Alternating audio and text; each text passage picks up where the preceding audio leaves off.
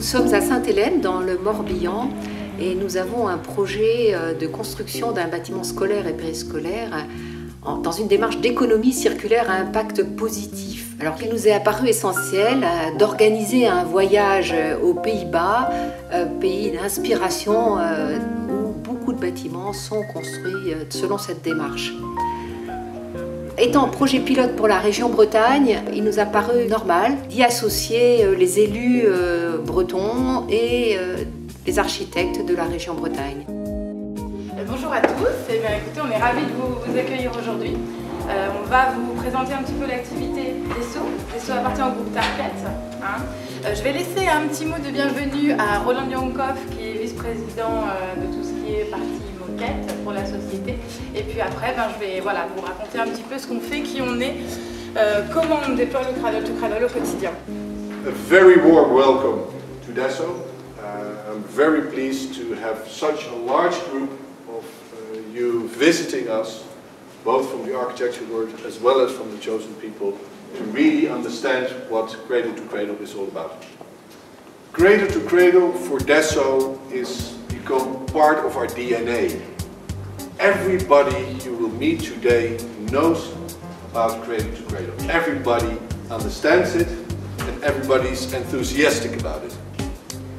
It has always been a challenge for us to explain the difference between Cradle to Cradle and recycling, and to explain the good things about Cradle to Cradle versus sustainability. Because all of my competitors, and there's a lot of other companies around, just telling beautiful stories, what we call greenwashing. Notre roadmap, c'est vraiment de devenir le premier producteur de revêtement de sol qui respecte l'environnement. On est parti d'un constat, c'est qu'on passe 90% de notre temps à l'intérieur. Donc il est urgent de faire quelque chose pour notre qualité de vie à l'intérieur, au bureau, à la maison, etc., etc. Donc on développe pour cela des produits sains qui vont avoir un impact positif sur notre environnement direct. Ce sont les matériaux sains, ça reprend les idées précédentes. Les matériaux sains, la réutilisation des matériaux, l'énergie renouvelable et la gestion du carbone, la gestion de l'eau, et l'équité sociale. Desso est engagé, de par le volet équité sociale du Cradle to Cradle, on est engagé dans différentes choses, dont notamment Healthy Seas, que vous avez vu précédemment. On fait également de la reforestation en Amérique latine. Voilà, nous sommes engagés dans plusieurs choses pour que les gens vivent en harmonie avec la nature.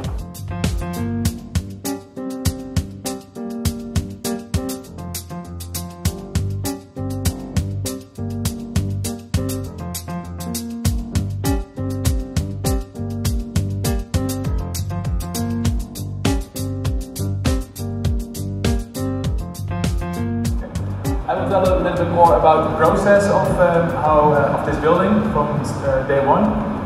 We started in 2008, 2009, and the municipality decided to build a new building, and they said this should be a 100% cradle-to-cradle building. One thing which was really important for Venlo is that they didn't see it as an environmental thing, cradle-to-cradle, but as an economical principle, so that you can save money and earn money with economical, with cradle-to-cradle and a circular approach. And then the real eye-opener was not in the return on investment, because the return on investment was about 15 years. Well, we have to deal with the council here. They are here for 4 years, maybe 8 years, but not for 15 years. So we said, well, a return on investment in 50 years is a little bit too long. And then the real eye-opener came that we calculated the cash flow, because the municipality also needs to rent money at the bank, and they have to pay interest for that. And we have to pay about 220,000 euros a year for the 3.4 million euro in investment. But the benefits of saving energy, by saving water, by having a material bank, it's much higher than the 220,000 euros. So we could say to the council, you can save money from year one, just by investing in sustainability. So then we started with the design. We started with the ambition of 100% cradle to cradle, but we came across some struggles. Things were not everywhere possible, so we needed focus. And we focused on 5 main elements, which is energy, so how to generate energy with the building, how to clean water with the building, how to enhance the air quality inside and outside the building, and how can we see this building as a material bank.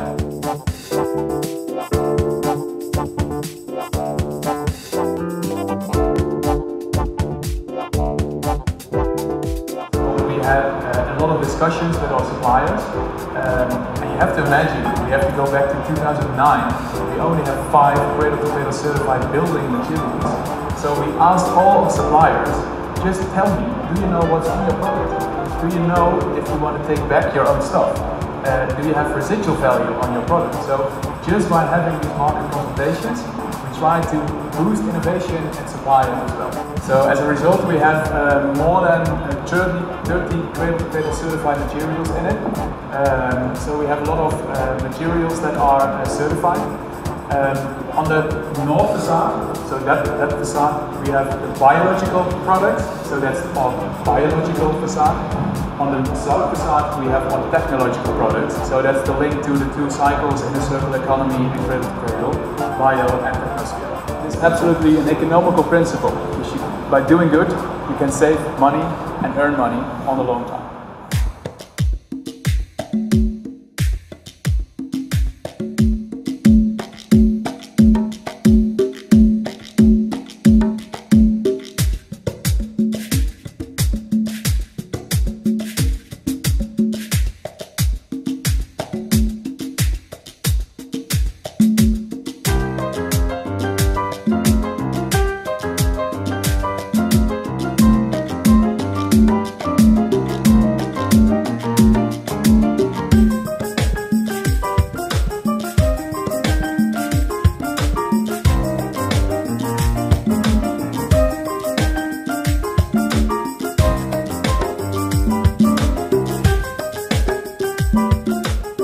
Welcome. Nice that you have been coming here to our school. We are in this building for almost a year. My name is Koen Kemps. I'm the director of this school. Technical, I didn't know what cradle to cradle was. So I was visiting for the first time by bus, by the Cradle to Cradle lab. I saw a lot of stuff. What is Cradle to Cradle certified? Certified. And when we start with building a new school, we told it to the children, we told it to the teachers, and we all were thinking what kind of school we would like to have.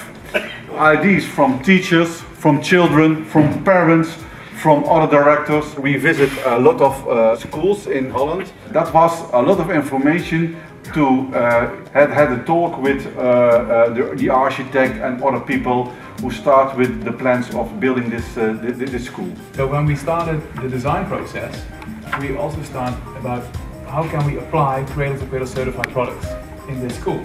And what inspired me the most in this project is that it was not a goal on itself to build a new school. This is a learning objective to have better education.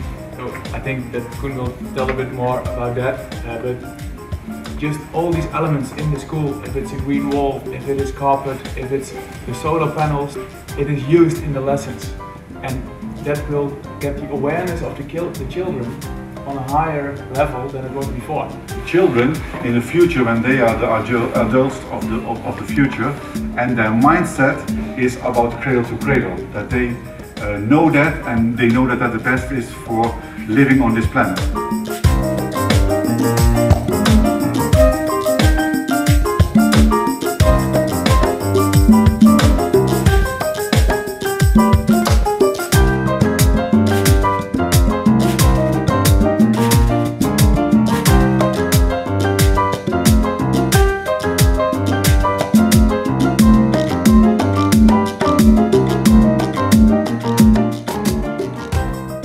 Bienvenue au parc 2020.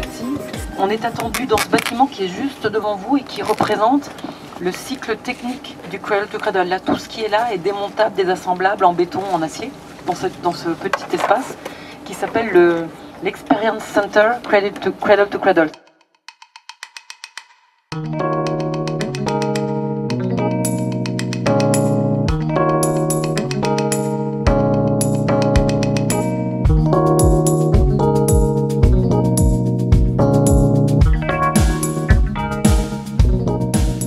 Okay, so we're in the park now. This is an added area where we continue to grow in the winter times. It's also envisioned to provide dry access from one side of the park to the other. So we really couldn't do this without the help of the municipality. And we really worked very hard together with the municipality and shared ambitions to create this type of park. See now a couple things taking place, a couple solutions that we have. You're looking at a canal here. We really wanted to celebrate the local culture, local conditions. We're in a lake. This is a reclaimed lake. It's a polder that we've all pumped dry. So we built this canal down the middle of the park to pay homage to the Dutch style of that you're in this park. All the parking is underground, and this way we create uninterrupted lines of sight and we can open up this quality environment. In the wintertime, we take the cold water, and if at some point the water freezes, we can take that really cold water, we stick it in the ground. That is the cooling for the summertime. In the summertime, we take the warmer water and we stick that into the ground at a depth where the temperature is maintained at a constant level. That then becomes the heating for the wintertime. And we put the heating water in the floor and the cooling water in the ceiling, and the cold air will drop, the hot air will rise, and we store the thermal mass into the concrete and the steel and all of that. And that's how we use radiant concrete core activation.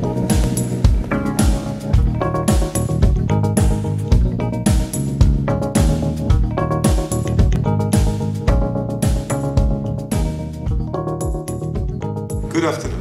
We have a vision as Philips, a sustainability vision, and basically we as Philips Lighting, we made 4 commitments. By 2020 we want to be 100% carbon neutral, also powered with 100% renewable electricity, and we will sell by then, have sold 2 billion LED bulbs, because we are leading the transition from analog to digital lighting.